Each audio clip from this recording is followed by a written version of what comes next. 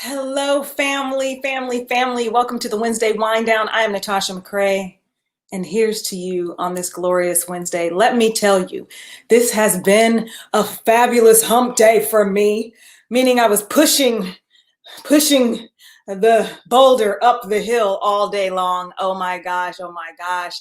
I just have so much to tell you all. But before we dive in, I'm going to talk about the 3 secrets that married women aren't really telling you about dating. I tuned in a little bit early so that I could, chit chat with y'all. If you are listening to the replay, you will fast forward 2 or 3 minutes. But let me know where you are tuning in from. I would love to know where you're tuning in from. Please, please, please share this post. I truly believe that the only way that I can touch the many, many lives is if you share this post, but only share this post if it helps you. Only share it if it helps you or if it gives you a new perspective. I would recommend that. Hello, everyone. Let me know where you're tuning in from. As I mentioned, today we're going to talk about the 3 secrets that married women aren't really talking about or telling you. And we made it. We made it to Wednesday. It was really interesting for me this week. And here's to you on this glorious Wednesday. So some of you know my doggy, baby doggy, is not feeling well. Actually, we just brought her in from a walk and she's acting like nothing is going on, which is fascinating because, it looked like she was knocking on death's door in my eyes because she was like lethargic and looking at me like, what are you doing, Mom? What are you doing? So she's been back and forth to the vet. Yes, the vet costs money. We went twice this week. So I thank God that I have the partner that I do have. And Ben is definitely my partner in crime. Being married to him is not always roses. Like some of you see our images and we're frolicking in the land at the beach. And those are amazing moments. Trust me, they're amazing moments. But also there's work that goes into it.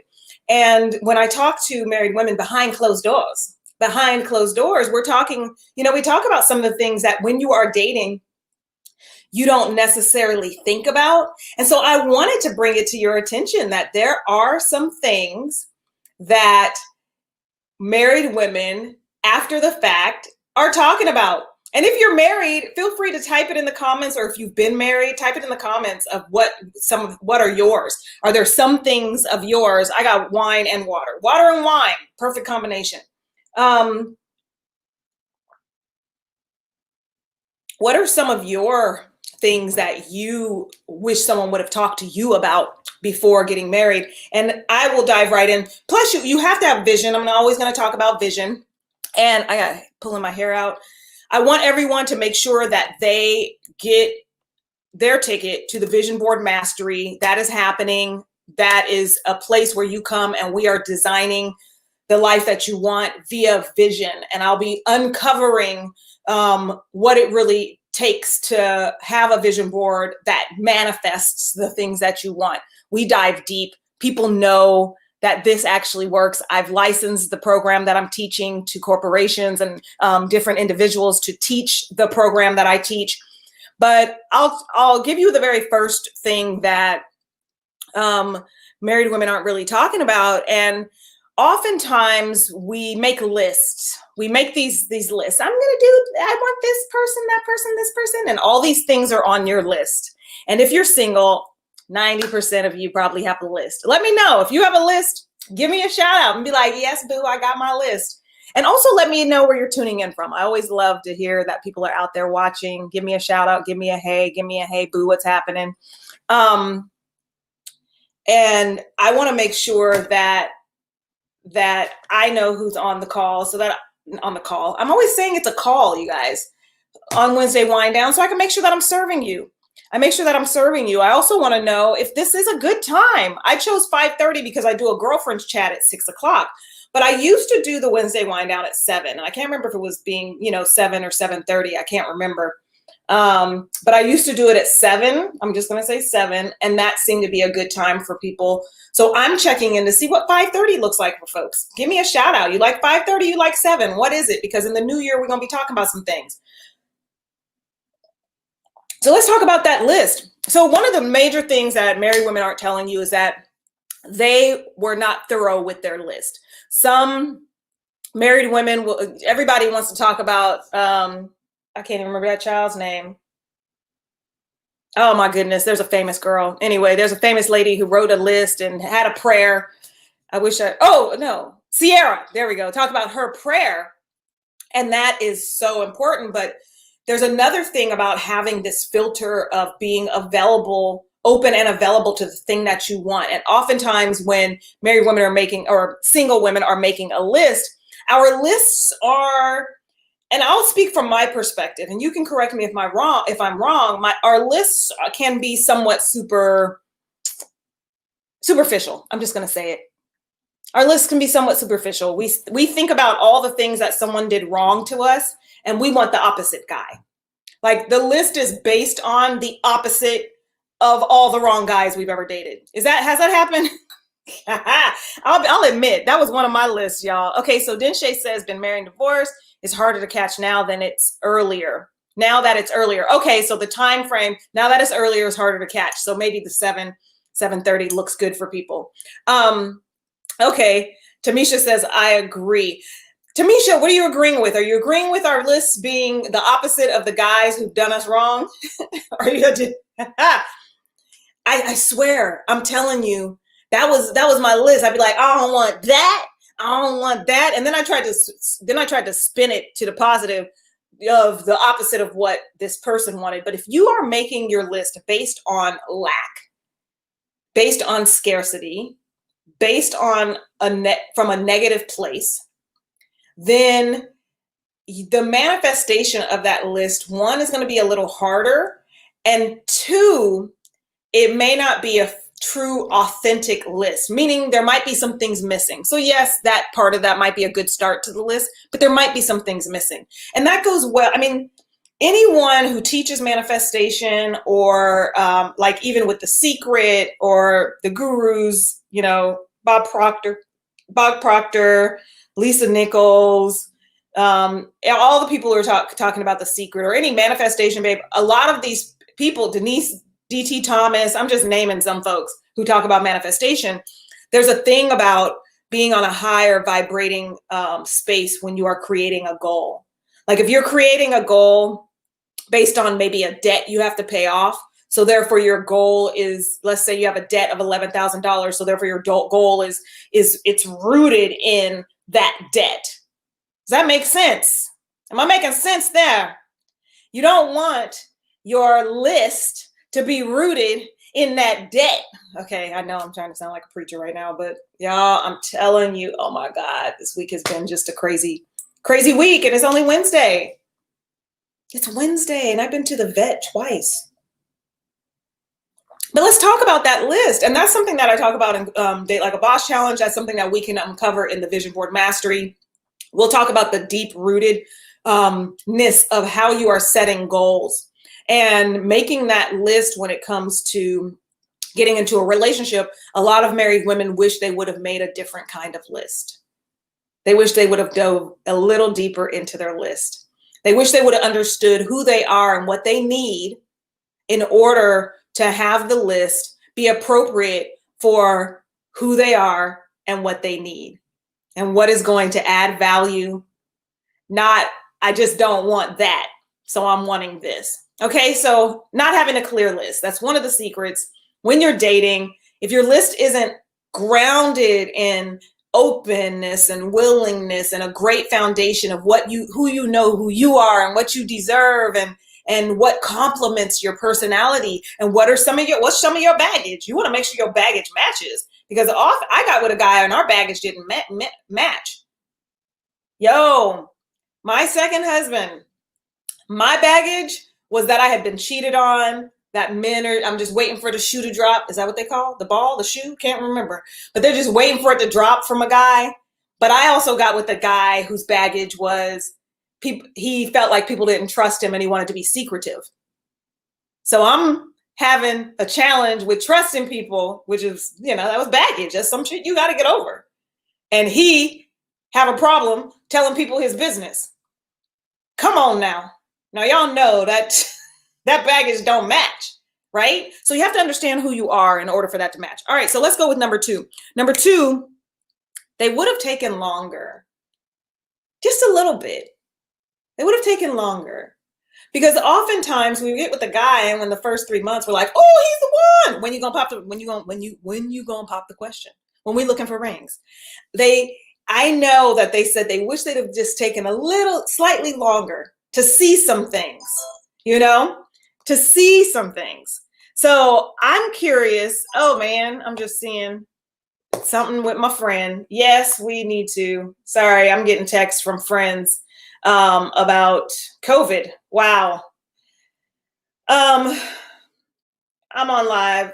Y'all, I know I'm discombobulated today, but this is what we got. This is who I am, and this is what we got. All right. So wish they would have taken just a little bit longer, meaning for me personally, I wish I would have had a little more patience and peace just being grounded in it, because I was grounded and feeling good. But then at a certain point, I did turn into one of those girls. I was like, we grown. What time is it? We ain't playing. What time is it, bruh? But also, I feel like time gives you a chance to do with number three. Number three is that you are really grounded in who you are during the dating process and holding on to who you are in that dating process. Because most of the time when we're dating, we kind of infuse ourselves, enmesh ourselves with this other person's life. And we start taking on some of their role, their characteristics, right? What do y'all think about all this? Like, I know folks is watching. I mean, what do you think about all this? Does this make sense to you? Or do you feel like I'm just talking out the side of my mouth, my neck? Y'all, today, them lines, I am like, I can't even keep them lines together. I want to know, what are your thoughts about that?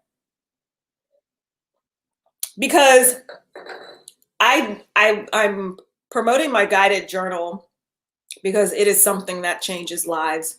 And the guided journal, I created it because at the end of every coaching session, I had a tendency to list, to give all of my clients journal prompts.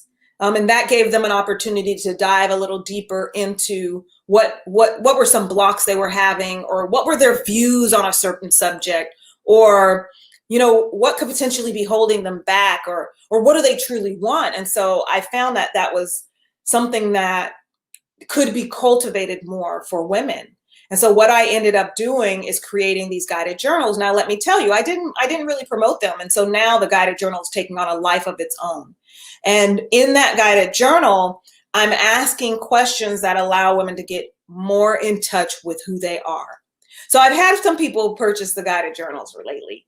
And then I've got some texts and some DMs, and they're like, "Yo, why are you asking me all these questions and up in my business?" And then there was also the conversation about not really knowing what they want. There were a couple of women who had gotten into the marriage that they want, their ideal relationship, and that now they've spent years serving that person and not serving themselves. There's nothing wrong with serving your mate. I am all for that. I'm very old fashioned, even though I serve alpha females, I'm very old fashioned. But there was this thing that they had taken so many years of serving that person. So the top secret while you're dating, still understand who that person is, but understand who you are as well.